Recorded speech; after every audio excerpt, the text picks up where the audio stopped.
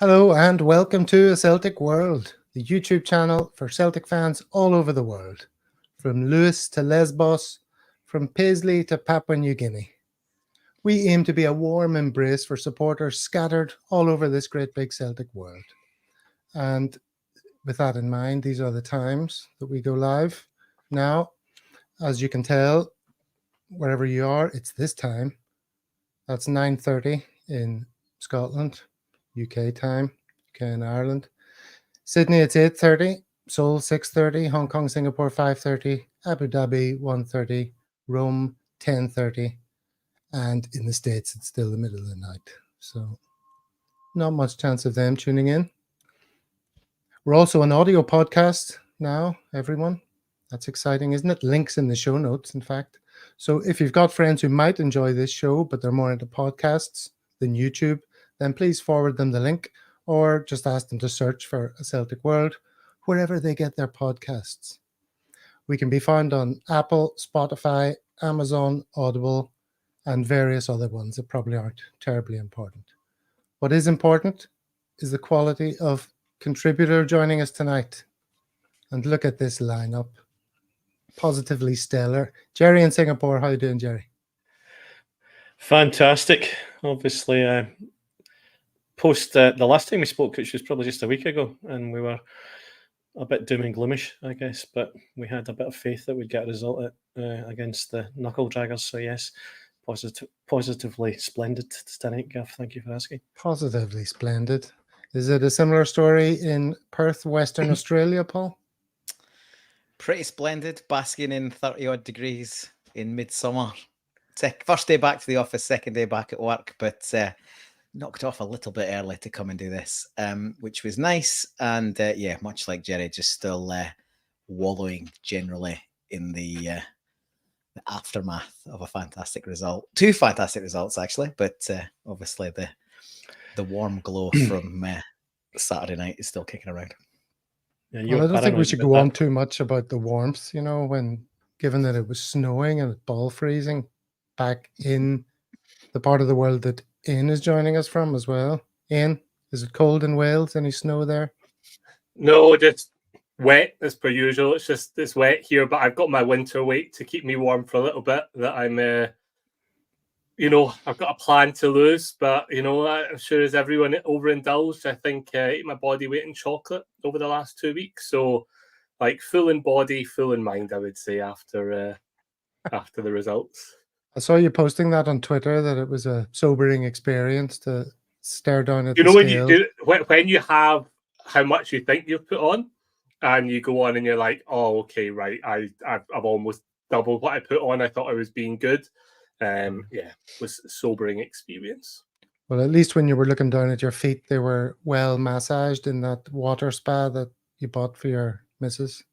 Yeah. I mean, I tried it out once and I was like, this isn't for me, but I have used it about 3 or 4 times.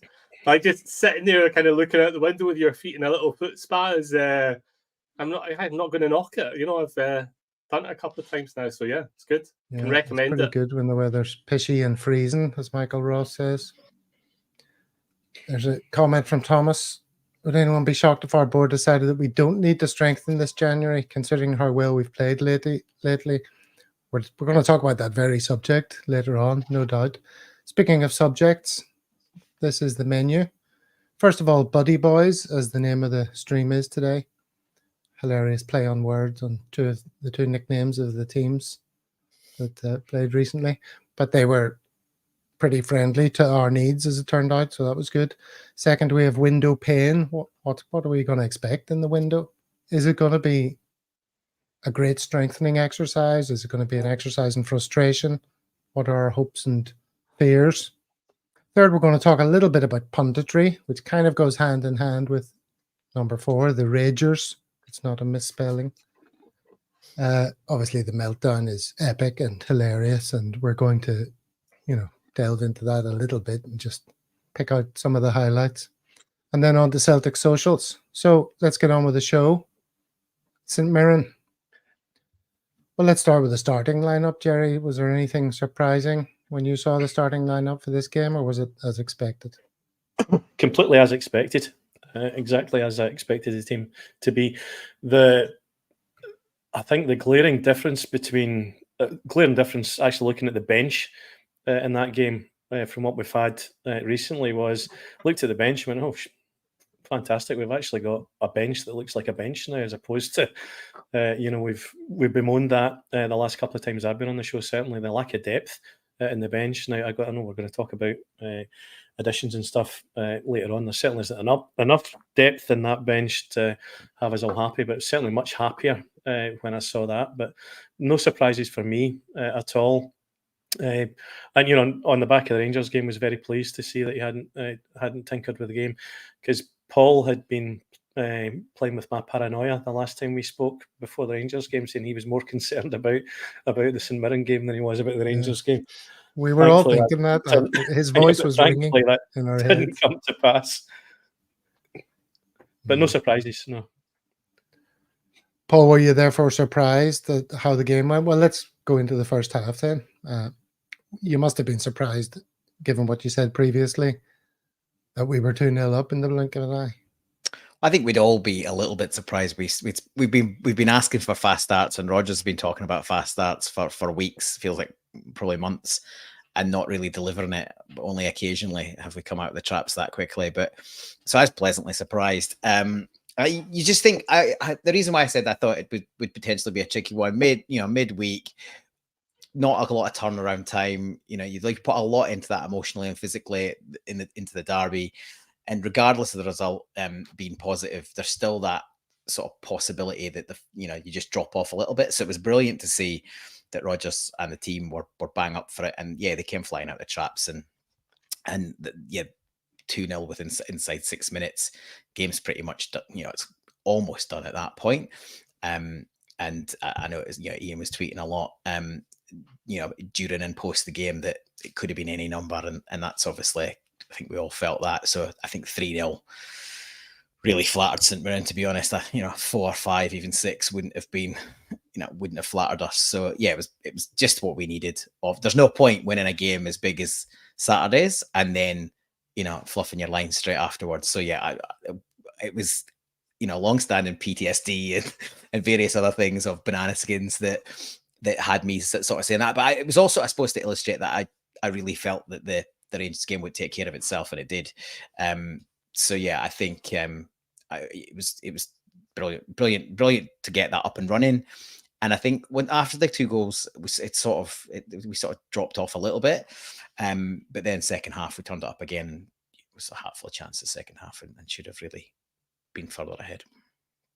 And I assume you were watching the match live. It was at a very difficult time for us way out. Well, I was watching the match live. You were watching it live too? Of course, I always watch live. I didn't say I assumed you weren't watching it. I said 1 a.m. for those in Scotland and elsewhere around the world. 1 a.m. and I was dragged myself. Well, to be honest, I didn't get much sleep beforehand. I was trying to get a couple hours, didn't happen. So I managed to get 3.5 afterwards. So I was quite tired the day after, but full night's sleep. But you weren't at work. Yeah, you weren't at work, so that was fine. I was at work. The next day. It was my first day back. It's my first day back in the office, but I was working from home yesterday. Okay. But there's a couple of comments here about the. That's a joke about the league table. Difference. Okay. What are you talking about? It's not -8. Ian, you watched the game live. So did Paul. Everyone, for the record. But talk us through the first couple of goals. Then, I mean, how did they come about? What was it about the way we started the game that yielded such fruit? I think if I jump ahead to the post-match, which informs the first bit, I did notice Rodgers saying they had a very specific game plan to play against St Mirren, which was interesting, about getting behind the 2, because they play 5 at the back, getting behind the 2. So obviously he'd put a lot of thought into it, because I think, we'd all thought maybe there'd be a slip up. So he obviously had been paying a lot of attention to it. And I just wanted to call that out, because I previously said one of the things we were sold on for Rodgers was him being able to tactically tweak it. And it did look like this paid off. But the 2 goals themselves were just exceptionally well worked. First goal, Maeda obviously finishing it off, but a lovely passing move with a couple of people being involved. And then the second one, the composure from Bernardo to kind of hold off the player turn you think he's going to shoot, to slip O'Reilly in, who then himself kind of fakes a little shot to put it in, and you're just thinking, wow, like, two really top tier goals against a team that we thought, God, these guys are going to be, we thought St Mirren are going to be difficult to break down. I mean, that's, I think going into it, that was the thing. It's going to be long, might take a while to kind of break down. We're not going to start fast, and it was the exact opposite. And to score 2 goals of that quality, you were kind of like, well, where is this team been? Like, have they taken confidence from Rangers? And it's all started to click. But I don't want to be too hyperbolic and stuff, but it looked like a completely different team versus like previous weeks. It looked like a team that had like a lot of freedom. They were playing with a lot of confidence, and I think that came from the Derby win. Yeah, fair play to you for giving praise there to Rodgers, because you've been quite down on the County Antrim man of late. Ian, I felt I would say I've probably reflected a lot of the feelings, because I said it at the time, and it did feel like a mini crisis, and it did. But fair play. I think I also said, like, he has more than enough ability to kind of do it. People were talking about him getting sacked and then never getting another job again. I said, no, look, he's still a top manager. It's whether these players that he's thrown under the bus, he can kind of get a tune out of, and fair play to him.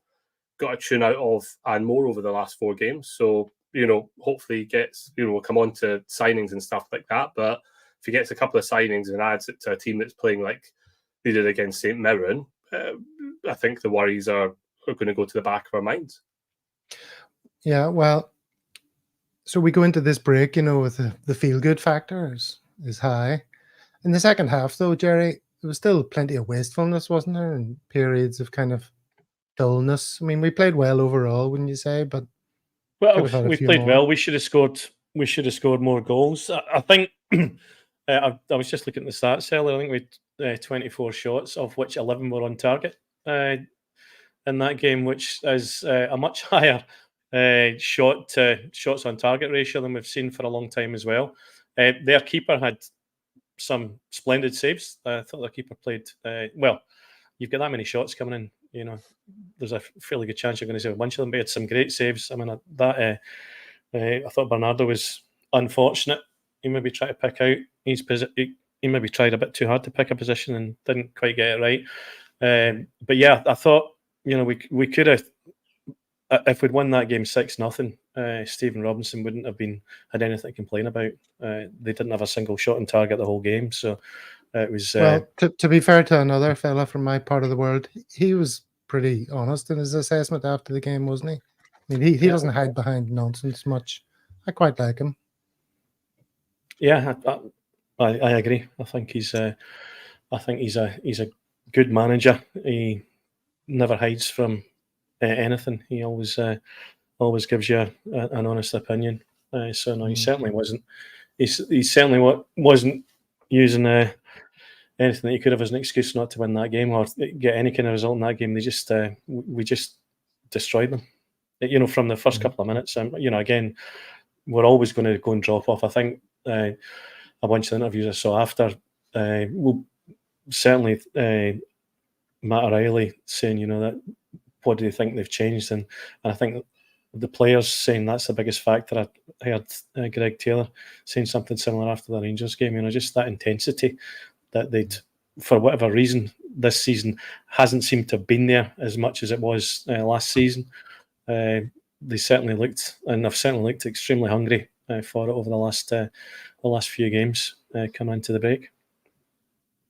Yeah, Stephen Robinson, he gives it to you straight, like a pear cider made from 100% pears, Paul, doesn't he? You're a Comedy fan. Do you get that? I don't get that. Well, it's okay. I've not. We'll leave it hanging in the air. Picked it up. Somebody will put it in the comments, no doubt. No, he calls a spade a bloody shovel, doesn't he? I think the comment I thought was, because I've not seen the penalty back, but I don't need to. That's not why we lost. It's irrelevant. So, yeah, and he's got a point, right? They're 2-0 down within 6 minutes. He didn't start quick enough. The game is pretty much away from them by then. But yeah, he's pretty, at least he's more honest than a lot of them out there. A lot of them will look for an excuse and hang on to it. Baltimore apparently has joined that gang as well, which and I will use Baltimore as often as I can because it's absolutely brilliant. And just but while we're talking about the game, and Jerry touched on Greg Taylor, so it's a good opportunity to squeeze this bit of praise in. Obviously, his goal was cracking, but his running off the ball has been excellent in recent games. And there's another example on the second goal where he peels away and drags a couple of defenders. That creates the space for Palmer to slip the pass into Bernardo, and then obviously the guys have talked it through well from there. But I thought basically when Taylor's not asked to defend one-on-one, he's a decent player in our system in attacking format. He's a decent player. Now we all still want to upgrade that position, but I think we kind of need to be conscious of the fact we need somebody who gives us all the attacking options that he does and is a quality fullback, and that's not as easy as I know people say, just get a left back. We've been looking for one for ages, but at the budget we'll be looking at, to find somebody that does all of those things, isn't going to be the easiest. So hopefully there is somebody lined up. There's obviously a few names kicking around, but yeah. Let's finish off with the game first of all before we get on to that. So, well, yeah, you want to talk part of the left back. I'll talk us through the third goal and other chances that you think we should have added. Yeah, so third goal, just I think bang on the hour pretty much. We work the ball from the left-hand side from the corner. It's just there's no pressure on. I think McGregor slides it into Bernardo. There's no pressure on either of those players. They're just standing off. And Bernardo lifts just a brilliant dink over the defence. Taylor doesn't have to break stride as he sort of runs in on the diagonal. And after that, he's just got to kind of steady himself and he steers it in with kind of the inside of his foot and sort of gets a strong contact on it. It's past the keeper before he can really react. There's probably no issue with the keeper's efforts there. But I think it's important not to underestimate how much quality was involved in that Bernardo pass to look at what he's one touch, gets out his feet, and it's immediately picked weight and flight perfectly on somebody on the run, on the move, with very little space. He's right on the edge of the box, and Taylor probably picks that up just inside the 6-yard box. So there's very little room there, and it's just adding to the kid's I guess trajectory of performance and kind of what we hoped that he would bring. To the point where now you look around social media and it's overwhelmingly people saying, sign him up, pay the money, do it now. And that, if you think that's only in the space of 3 games, that's the turnaround that's come. 2 assists, obviously a goal each in either of the other games. There's always been a bit there. I think part of the sort of concern for some people, or not concern, but it's understanding whether he's the right fit or not, is just his lack of game time. Like, he's been trusted to play Champions League matches, so there's clearly enough there to go in against the best that you'll play against in a season at Celtic, but then not follow that through with league matches and sort of messing around with other people and tinkering a bit. So, but having had a run of games, he's absolutely coming on to a game. Other chances, we were wasteful to the earlier points. Palmer got dragged, I think, at about 55 after a horrendous effort at goal, which I think I made the point that he often tries to be fancy or cute, and I think he's tried to sort of bend it with the outside of his foot, and he's completely got it wrong and shanked it into the crowd. His crossing was really poor again. In fact, our crossing pretty much all day long was poor, both wings, regardless of whether it was fullbacks or wingers. There was a lot overhit. But there were a few chances. Scales had a really good header against the post. I think 𝐀 had a good chance. It wasn't appearing up highlights. So again, it was middle of the night. So I might get this wrong, but I'm pretty sure 𝐀 had a chance that looked easier to score, and he missed it. The Bernardo save we've touched on, a couple of others. So we were a tad wasteful, but yeah, Hemmings also had some really good saves. And I think overall, you win 3-0. You're pretty happy. So yeah, I think second half we rotated. Substitutes came on earlier than usual. Players got rested. I think good day at the office, not too much to grumble about. Good day at the office, yeah. And in a way, it's nice to round that period off and maintain the lead going into the break. It's a bit sad that Bernardo's, rise in prominence is kind of being interrupted by this break, because you just really want to see more of him. It took us all a while to come around to the idea that he was doing something useful, and now he's clearly, everyone can see, the impact he's having on the team. So, what does it all mean for the title? What's it going to be like when we come back? Well, I guess that's all tied up with the January window and the issue of players. So why don't we move it on and talk about players then? 2 players at the moment, the aforementioned Bernardo and Nawrocki, that you're all going to pronounce perfectly, especially Ian, who's gone down the Nawrocki road a couple of times, and that is completely unforgivable on this channel. So do we need to... Who wants to say anything further about Bernardo that we haven't already said? I would just maybe say, I think it's self-reflection at the beginning of 2024. I said he was a beige player because he didn't seem to do too much wrong and he didn't seem to do too much right. And I thought get him in the team to free up others. What has been very unexpected is how much he's actually taken the position and kicked on. And I'm wondering if that's maybe because the confidence has been shown in him, because obviously he's got the ability. He also, I tell you what, he likes a little challenge as well. And I think that's something that's been lacking from the team as a whole. And he leaves a bit on some people. And I think that maybe coupled with 𝐸𝐸DA coming back, a guy in the middle with a bit of dig, 𝐸𝐸DA with his work rate, maybe those are some of the catalysts that seem to change. Yeah, I agree. And I think you saw that from him right from the start. I mean, he's not scared to put himself about to get a challenge in. I was looking earlier on at the pressing stats of that game against St Mirren, and in terms of pressing, O'Reilly more than anyone else on the pitch, followed by Bernardo, and then 𝐸𝐸DA. Were the top 3 in terms of pressing. He's really impressed me. He seems to be everywhere. And he's got the freedom. Clearly, he's got the freedom to drift about the park as well. I mean, I think him and O'Reilly looking a really fluid pairing. In that, they look like they're cut from the same cloth, don't they? I mean, they both have their socks down and everything. Similar statures, yeah. I mean, I think Bernardo likes his gloves a bit better than Matt, so that's sometimes. Like, who was that? Oh, it's the guy with the gloves. It's Bernardo. Yeah. So, I mean, we don't have to make a decision on him in January. The decision comes at the end of the season. Nobody seems to know how much he's going to cost. Mickey Moynihan has a question here.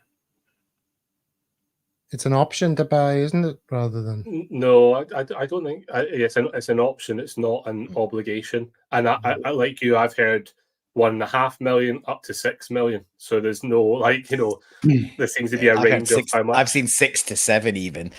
Yeah, 6 is the only number I ever saw. But you'd think even if it's the upper end of that, he looks good value at that already.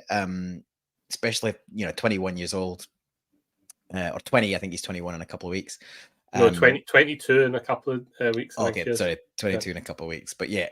You can never call a footballer by one number. You have to say 21, 22, 24, 25. That's one of the rules, isn't it? Fair enough. 21, 22.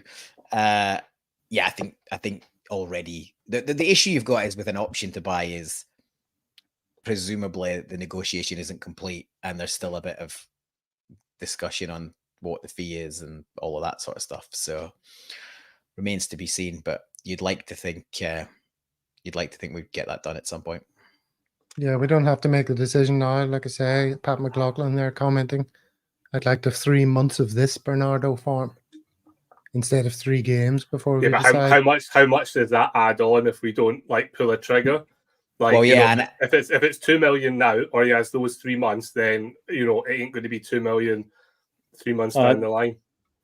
Yeah, I don't know. And maybe even somebody even bigger with bigger funds and better wages come in and just But typically, if we've had the option to buy, that is first option to buy at an agreed price, right? So I would imagine that's what we've done again. I mean, that's certainly what we've done with Carter, Vickers, and Jota. Let's Very hope good. so. The businessman speaks. And apparently, Jerry, you look like John McVie from Fleetwood Mac. You I heard don't that even know before? who that. I don't even know who John McVie or John Nor do McVeigh I. is from Fleetwood Mac. I've no idea. Yeah. I Telling thought there was a lies, touch of telling lies. what do you call the guy who does Would I Lie to You and he goes fishing? Yeah, tell me lies, speak little lies. That's Bob. I'll work on that one. Mortimer. Bob Mortimer. There's a touch of the Bob Mortimers I thought about, Jerry. Get it right up, you. All right, so the other of the two players of the moment, then some might say, are players that have come into a period of form and people are starting to rave about. Nawrocki will avoid Ian, so we've just spoken to Ian. So you got away with that by talking about Bernardo at length. We had Jerry. You know, the funniest thing when Stephen Welsh went off. Well, I thought it was funny. When Stephen Welsh went off injured and Big Rocky came onto the park, we had about 50 people watching the game at the 𝐀 in Singapore, and everyone burst into the Rocky theme tune as he came walking onto the park.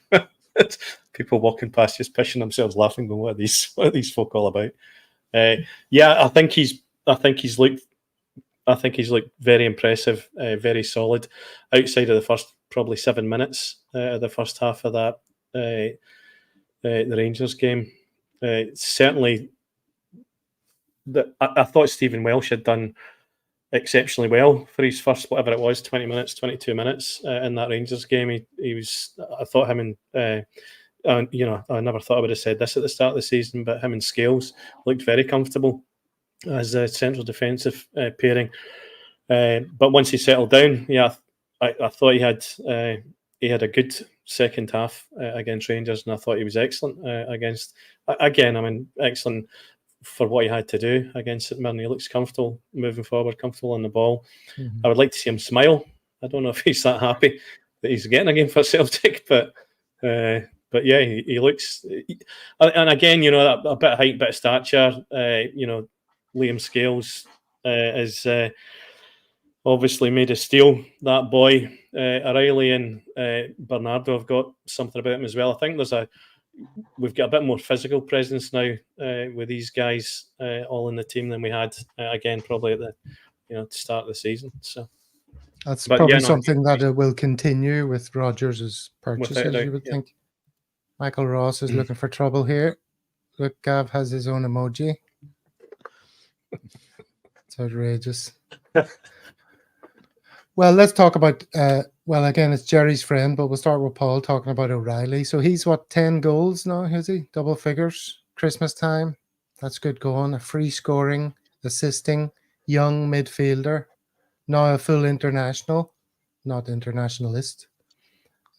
So we have to expect some serious offers for him, do we not? In January, surely there's people going to want him. Well, you'd think so, but the only one that seems to have been floated around is Inter wanting a loan to buy, which just seems ludicrous. Like, why would you do that? It's nonsense. I think Inter are having to get rid of players because for financial reasons. So for me, I've said for a long time, we just can't let him go. The prominence in the rise of Bernardo does give me a bit of the fear, because we know what this board is like. However, given what's just gone on in the last few weeks, I think we've just got the feel good factor back. The place was, we're laughing at the other lot's meltdown. Our place was a meltdown 5 games ago, and we've had 4 games, 12 from 12, great run, feel good factors back. We're all laughing at the other side. The board's been given a bit of a reprieve by the form and the manager of the team. So to then throw all that goodwill out the window by getting rid of O'Reilly, even for a big fee now, just when the title, let's be honest, the title race is still in the balance. I fully expect us to go in and win the league, but it's not a done deal yet. And if you let our best player go, I don't care for how much look, the one thing Celtic do not need at the minute is more money. If you depending on what you think, the balance sheet's sitting at somewhere between 70 and 100 million bucks, $1 million, not bucks. So we've got it coming out of our ears and every other orifice, and we're not spending it. So that we don't need, however much somebody drops, that's the magic number, which wouldn't be probably enough knowing this board. We don't need to take anyone's cash right now, unless he gets, a horrific injury, which, hopefully not. His price is only going to go up between now and the summer. We need to hang on to him. He can be part of the catalyst that pushes us to another title, hopefully a double. And then, let somebody write the fattest check they can manage in the summer, and we wave him off into the sunset, with a tear in our eye, but glad that he's been around to do the job. These kind of players are never going to hang around for the long term. Sure. But we need to resist every attempt to purchase him now, because it's not in our interests, and I can see absolutely no benefit other than to fill the coffers further, which, as I've said, we don't need. Okay. Do you think that's a view that's shared at board level, Ian? If Jota money comes in for him, what's going to happen? To be honest with you, I think we probably have to be asking for more than Jota money for O'Reilly, simply based on the fact that he's got the English nationality. So all those clubs down there in the Premier League, which are cash rich, it's Danish. I know, but he is still English, still holds English trained passport, so he counts as locally trained and all that. So it's a bit like CCV in that point. Like, had CCV not been injured and performed at the level he had, he becomes a bit more of a saleable asset because of that. I think this board, 100% has. There'll be a figure in mind. They will let him go. I think we also need to shake the idea that someone in the comments said latest is that Aston Villa are preparing a bid, and we'd be like, well, why would you be leaving to go to Aston Villa? Got to get that out of our heads.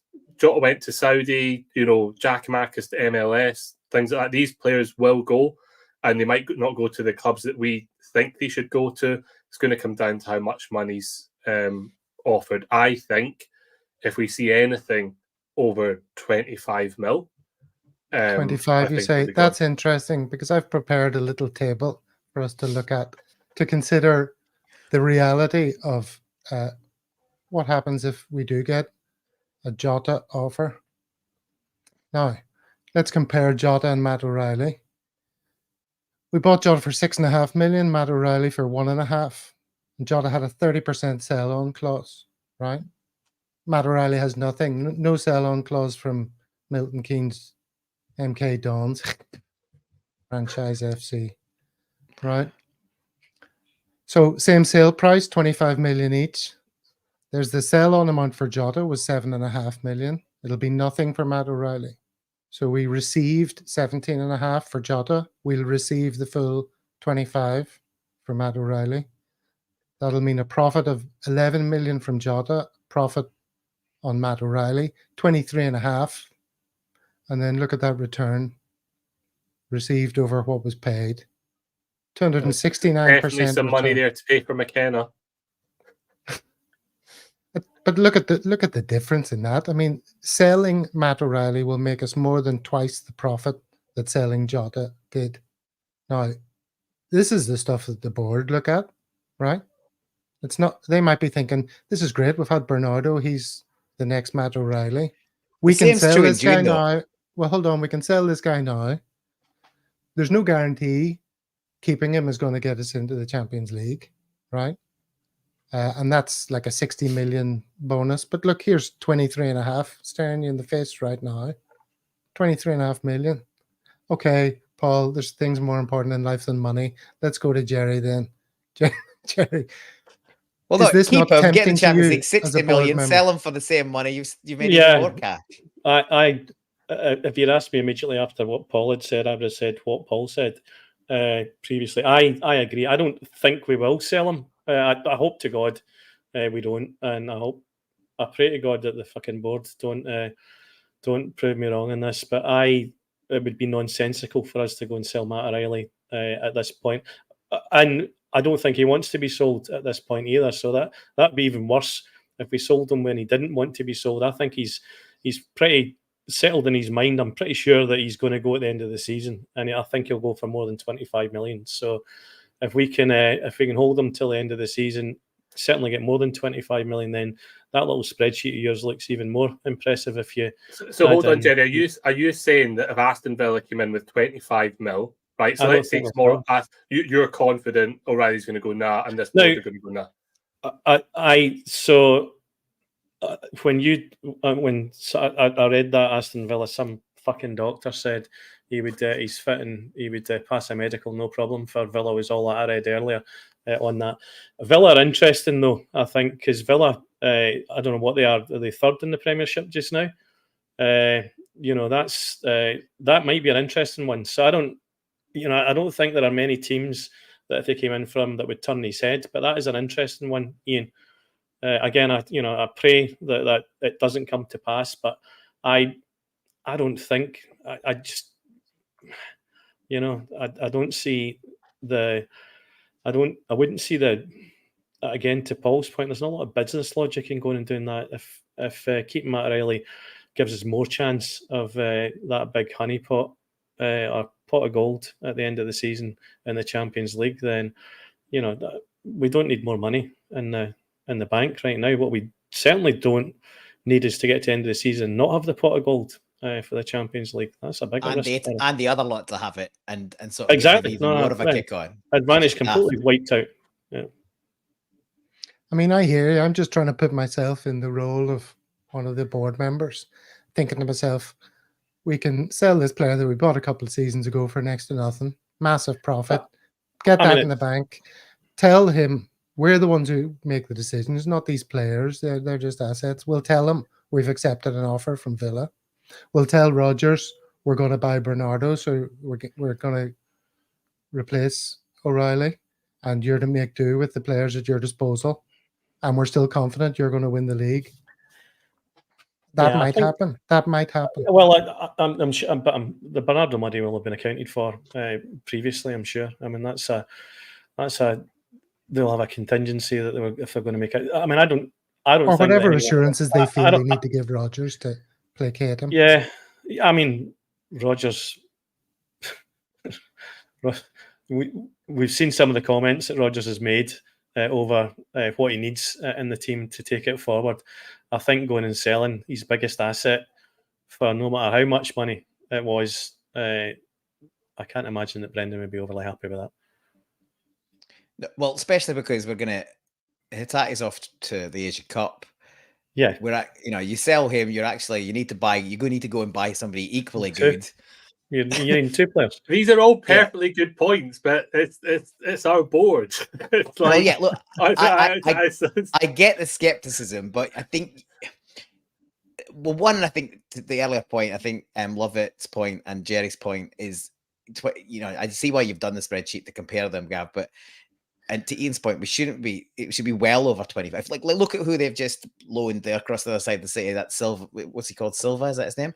Yeah. Wolves paid 38 million for that idiot, and he was, I think, 17 or 18 year old from Benfica's under 21s. He'd done nothing. That's the money that's down there. And to the earlier point, he's got the English passport. He's got now a full international. He's paid Champions League. He's absolutely flying for us. The only thing that's capping his fee is that he plays in Scotland. But we've sent enough players down there by now that it's not the offers that are being capped. It's our board's reluctance to get market value. Benfica get market value, and they're in an outside 5 league. Ajax get market value. It's about time we started getting market value. It's because we roll over and let go to 25 million. Great, let's have it. No, 40 million. Let's have it. 40 million, and then we've got a conversation.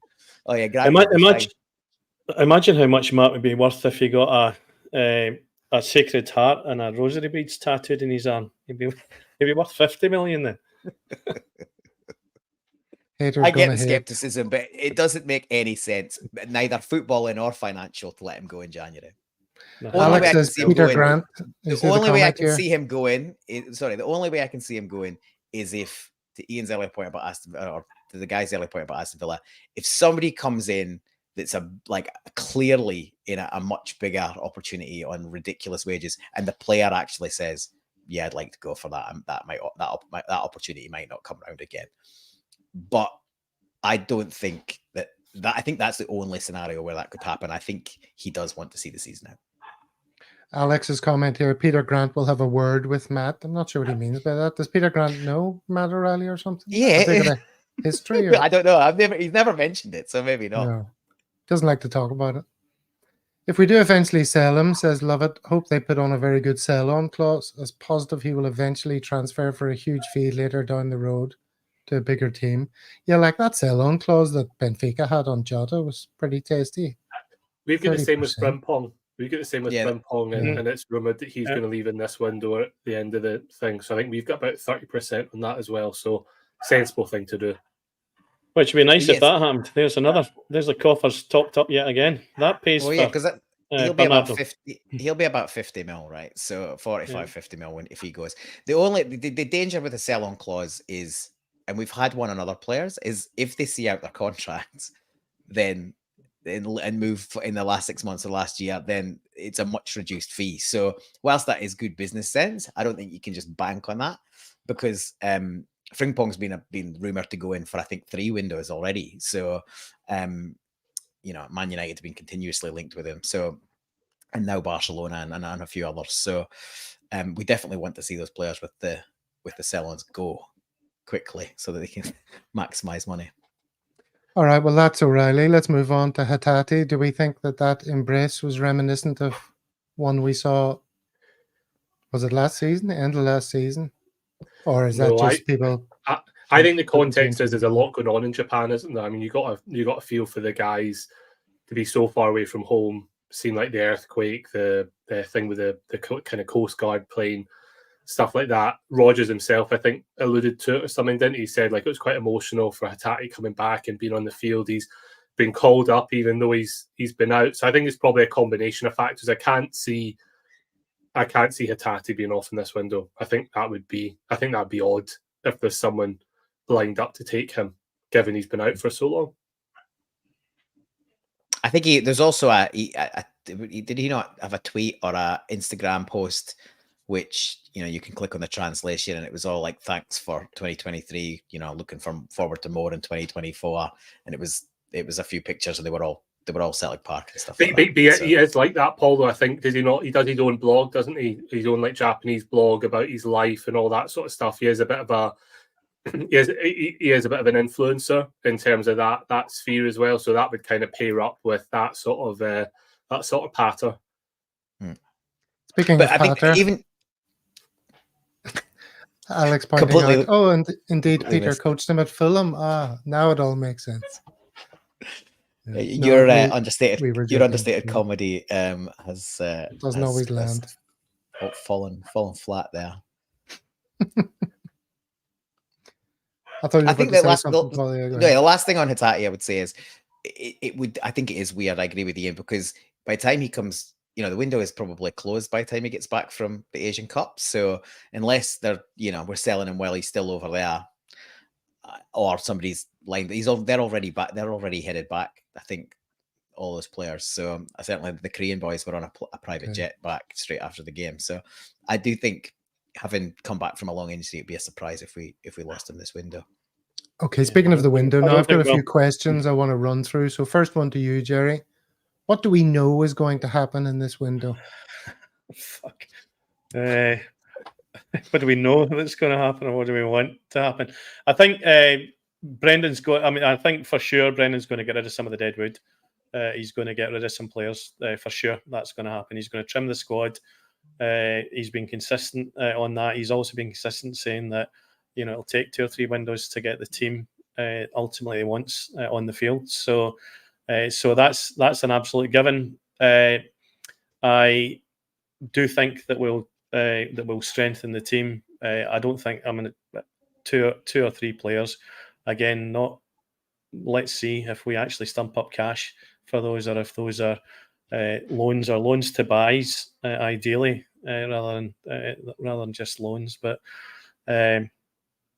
looking at the bench from the other night, I mean, there's 2 or 3 players that were on the bench that I would think there's. So Mikey Johnson, Davy Turnbull are 2 that I think if we could get money for them, he'd probably let go. and I'd be happy for him and to then let the him likes go. of Kobayashi and Kwon almost certainly to be loaned out. Yeah, I mean that's we need to do something. I mean he needs to go and trim the squad and get rid of some of the deadwood, and whether that's getting rid of them completely or whether that's getting them out on loan. But yeah, so 2 or 3 players coming in that will strengthen the team. That's what we're sort of expecting. Is that? Well, I think that for me is probably the minimum. I think that we'd want to see in this window, right? I mean, I don't think it's interesting because probably to Paul's point of earlier, crisis 5 weeks ago, right? 5 weeks ago, we were probably saying that pointing out places we thought we needed to get, and there's no doubt there's specific areas in the team that need to be strengthened. Sure. That is a potential challenge for us, losing the 2 Korean boys and 2 Japanese boys, and for the Asian Cup, no loss losing 𝐀 because he's done absolutely nothing yet. But I mean that's from a short term perspective, I guess that there's going to be a concern there that that we might need some coverage. Well, what about players coming in then? Any rumours that are gathering momentum? This guy, whose name is Nicholas 𝐭, 𝐂. You can only imagine how his surname is going to be pronounced in Scottish football by rival supporters. I would think some of the media are quite used to saying that word, to be honest with you. And if you pronounce his first name Nicholas, that paints even more of a picture. Yes. All right. So does anybody know anything about this guy? He plays for Rapid Vienna. He's had some good clubs on his CV, Ajax and Bayern Munich. He's a right winger. He's a winger, right? He's a right winger who's left-footed. Yeah. I just probably what you read, and I read something. I read something yesterday, or the day before on him. He's more of a creator than a scorer, is what I read. And I'm wondering whether maybe this is madness, but could Brendan be thinking, look, I want my wingers to be wingers, to do the job that wingers do, and maybe he's even thinking that Palma could be playing in the hole or something like that. If we've got wingers who can beat a man and get crosses in, I wonder if that's among his thoughts. Yeah, we haven't really talked about Lee Labada. It was great seeing Lee Labada back again as well. He looked lively. He's another one that could have scored a couple of goals the other night as well. And but Brendan said that a couple of times about Abada. He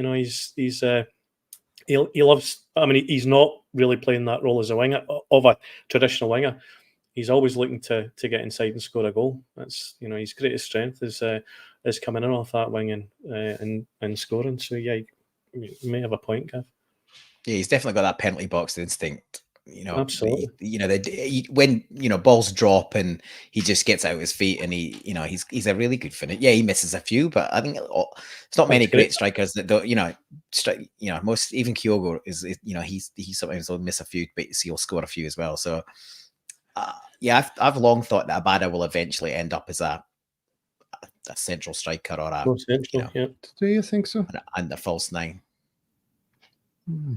Okay. Well, he naturally gets you goals. Like, so we look at him as a winger, and his dribbling's not the best, and his decision making isn't always the best. But you can't argue that's with that. Sort of what I'm thinking about Palma as well. He struggles to beat a man, but he can pick a pass, he can slide them in, he can float them in, he can shoot from the edge of the box. I mean, he could be handy enough. Well, exactly. Michael Rose's point that a lot of them don't play like actual wingers. Yeah, Jan is probably the only one that plays a bit like a natural winger. Yeah, on the last... again, I was just going to say part of that, obviously, well, maybe not obviously, but part of that is you'd probably need someone that isn't Kyogo in the box if you're trying to play a traditional winger and try to get crosses into the box. Then you need someone that's taller than 5'3" or whatever he is to get on the end of them. Well, or he just gets a better overlapping fullback that he can, there's the width there, and you can play, you play your wingers inside, and they're basically additional forwards. Yeah. Are you teeing us up there, Jerry, to talk about Shankland? Definitely not. Definitely not. I think we discussed this the other week as well. I mean, what age is he? He's I think he's 29. 29. I think he's just 29. Yeah, 28, Yes, 29. you prefer a project? I think he's 20. I think he's 29. I think he's 29, 30 now. No, not at all. I think he's as good as there is in the Scottish League outside of 𝐀 just now in terms of a finisher. I always thought he's a capable player. Thought he was a decent player when he was at United. He's obviously done well at Hearts, but yeah, I'd rather, if we're going to sign a striker that's playing in the Scottish League just now, per that note, I would rather go and buy the boy in Aberdeen. I think he's a much better football player than and let Shankland. I mean, if they can scrape the shekels together over in Govan to pay for a loan for him or whatever, then let them it would go be and scrape funnier them together. for us to sign him though, wouldn't it? Like, he's not my first. He's not my first choice at all. But with 100 million quid in the bank, just spend 5 minutes and turn the melting pot up again another few notches. It'd be brilliant. I mean, if we've spent 5 on him, just kept him on the bench just for the humour of it, then Paul, if we thought that was the board are never going to do that, but that would be humorous. He could do it. He could be a rolling sub for the next 3 or 4 weeks while the guys at the Asian Cup, and then get to the end of the season and punt him on to somebody else. I mean, how much of our reticence is just we don't like the look of his face?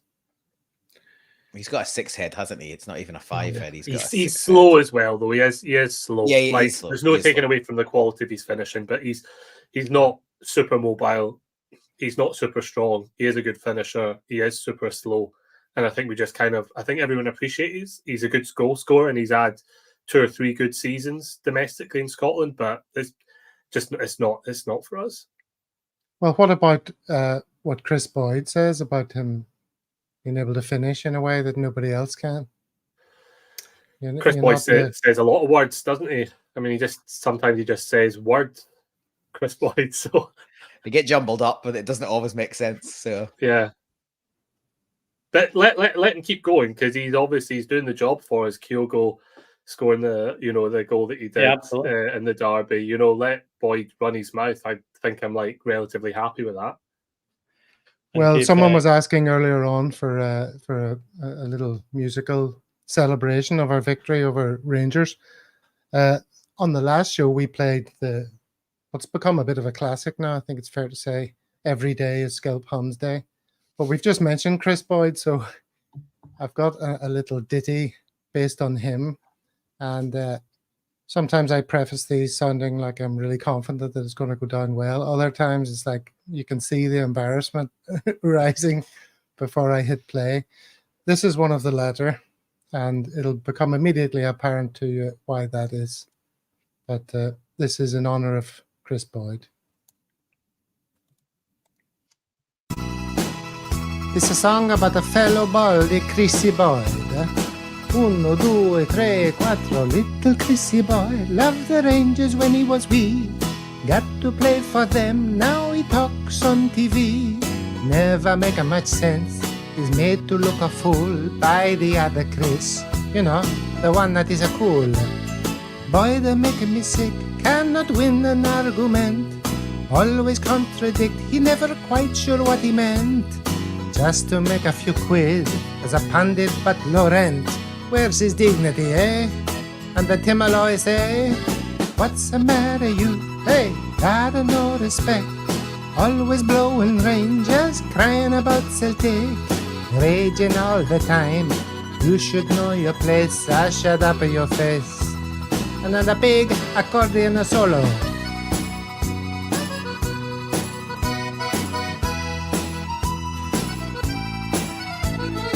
In the post-match, Sutton twists you into knots.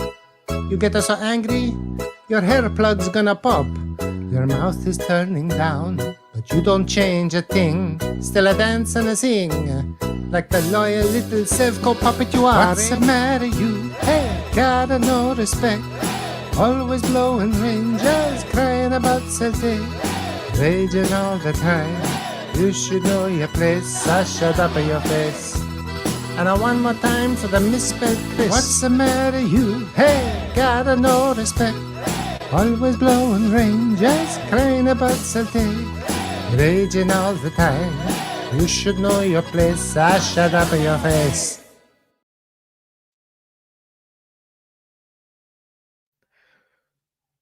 I think you do yourself a disservice, Gav. That was funny. Good The job. misspelt Chris was one of my favourite lines. Yeah, absolutely. Oh, sorry, I muted myself during that as well. Ian, you're also muted. Yeah, and that was a bit of fun. Little Chrissy Void. Of course, we're all of a certain vintage. I'm not sure if Ian would know that song when it came out in the charts. Ian, you're muted. Can you unmute yourself and let us know if you're familiar with the musical stylings of Joe Dolce? No, what's going on with Ian? Something funny.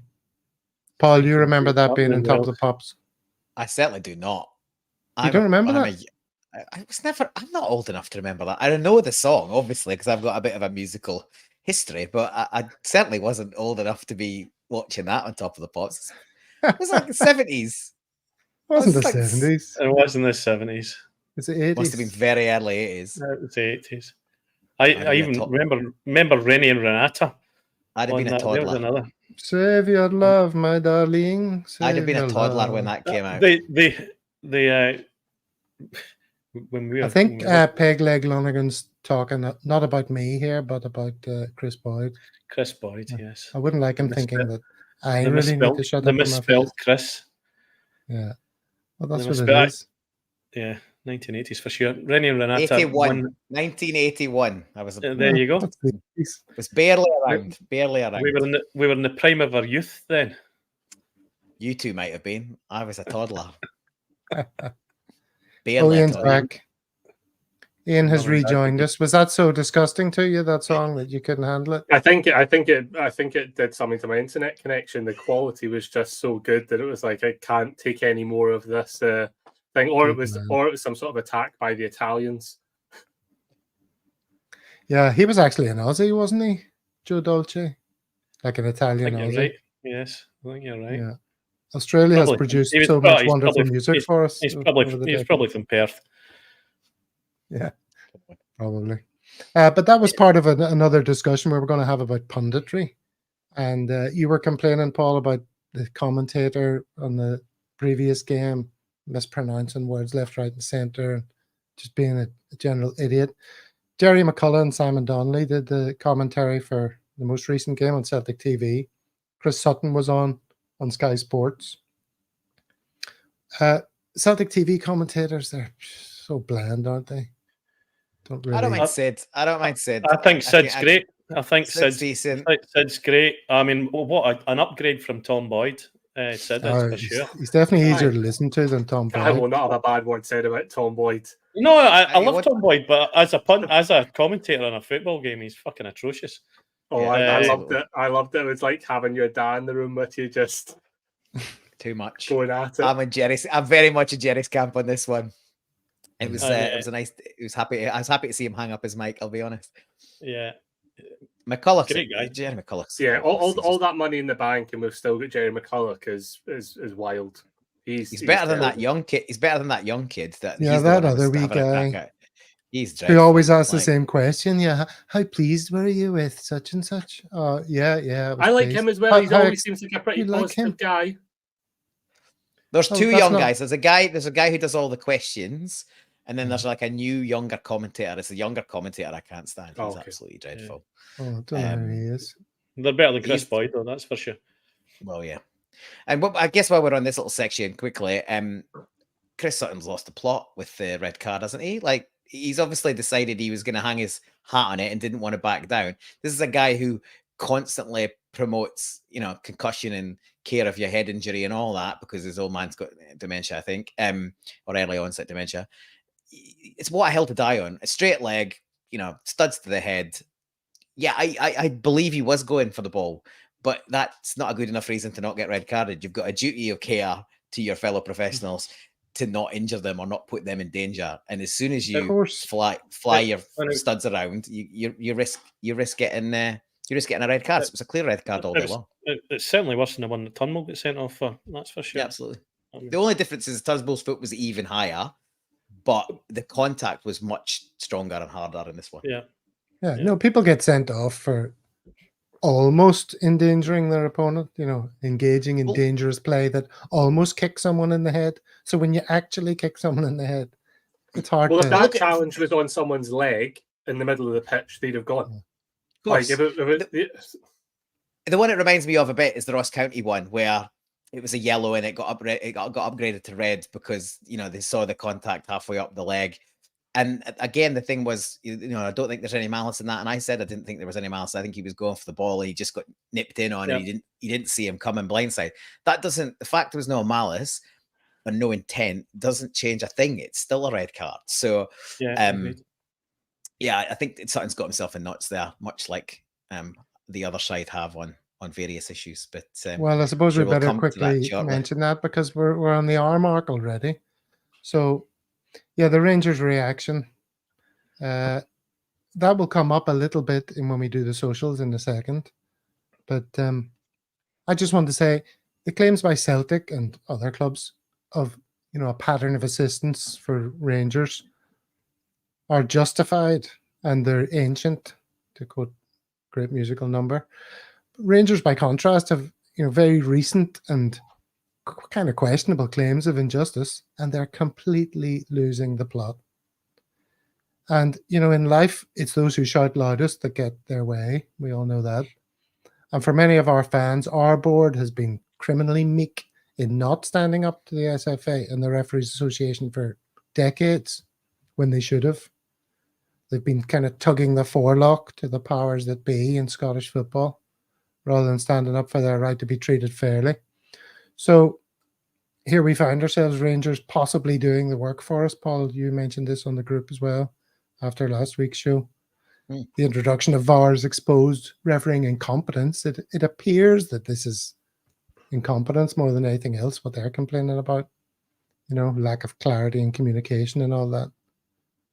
So they're leading the charge for transparency, blissfully unaware that they're the very club that has benefited hugely from the opacity they're seeking to destroy.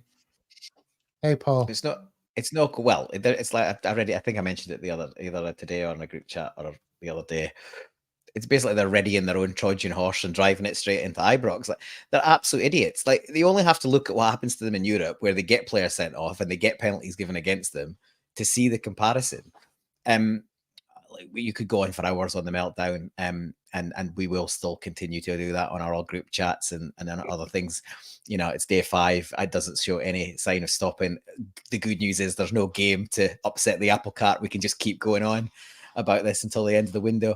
There is a bit of a sinister side to this, obviously, with the whole targeting referees and all of that, which and the fact that not just these kind of outlets that we do, but also the red top rags are getting in on it as well.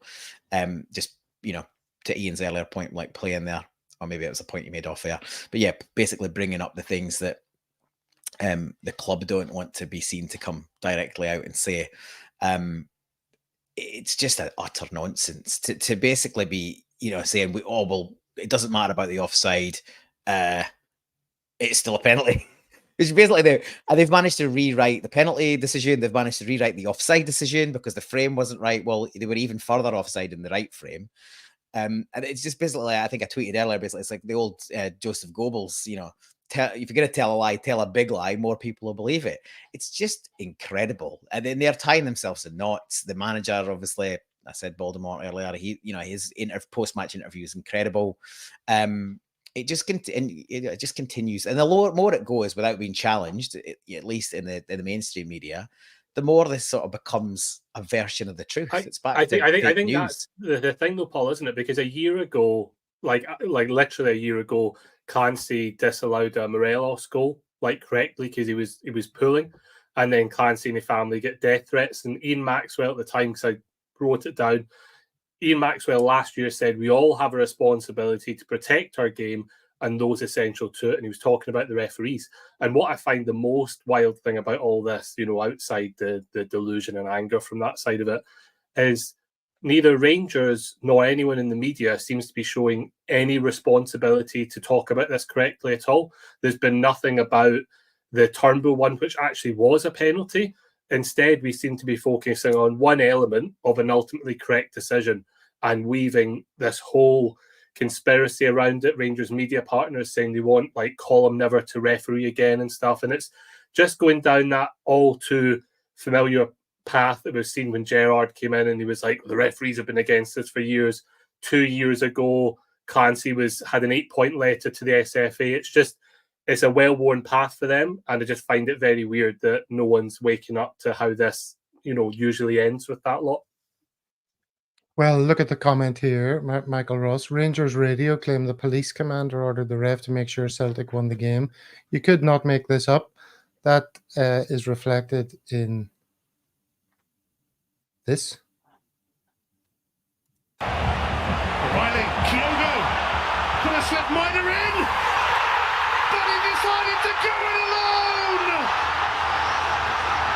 Derby Day is 𝐀 Day again. Tam Seligson, who we never He's been doing some good praising. work. He's been great. He's been great. He's over the been last busy. He has been busy the last few days. And it wouldn't shock me if someone in Rangers radio has seen that and actually believed that was the case. That's the other level, right enough.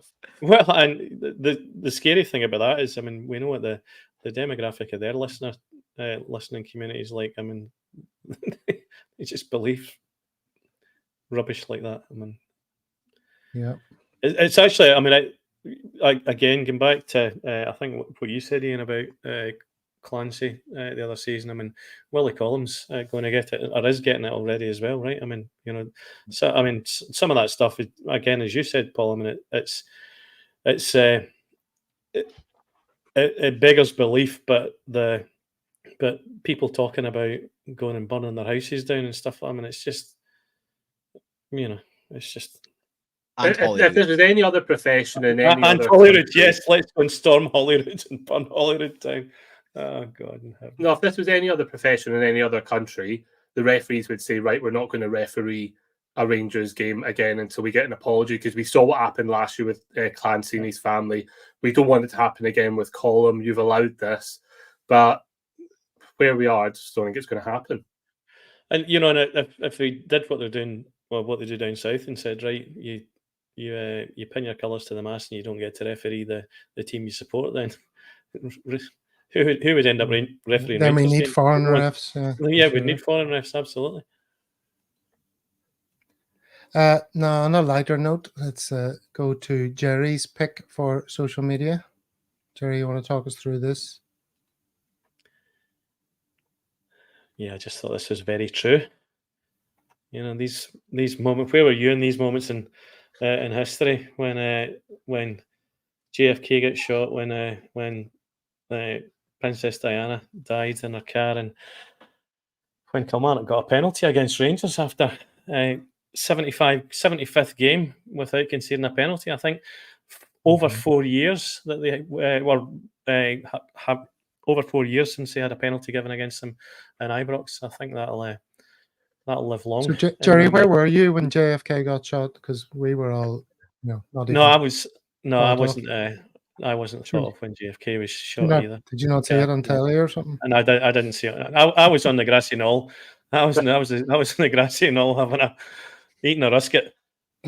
Extra points for anyone in the comments who can tell us what years those events happened in. JFK was shot in what year? Anyone here of the contributors? 63. 63. Paul's in. Man in the Moon, 69. Very good. 69 and Prince Philip's orders were executed in, I think, 96. 97. 97. Jesus. Page of the Oracle. Very good. Yeah, you want Paul in your pub quiz? Absolutely. Got some we know to answers host coming a few in, as well as win some. Delayed. By the way, the last penalty before that, going back to it, was 2 years ago, and that was Clancy giving it at Aberdeen that led to the 8-point letter and Rangers having the meeting with the SFA. So they've obviously thought to themselves, well, 2 years ago, that worked. Let's go again. Let's top it up, top the meter up. Well, look, we've covered loads of issues. Let's end on a positive note. I've got this to add for the social media choices of the week. Cody, Do what? right. Do you know where we're going? Where? Well, you're going to need this. Where are we going? And you're going to need this. Where are we going? What does that say? Lisburn. Where are we going? You're going to the game? Is it today? We're leaving just now to go to Germany. No, we're not. Aye, they are. No, we're not. Aye, they are. Oh! No, we're not. That's why we're here. The bus is round there. No, we're not. No, we're not. No, we're not.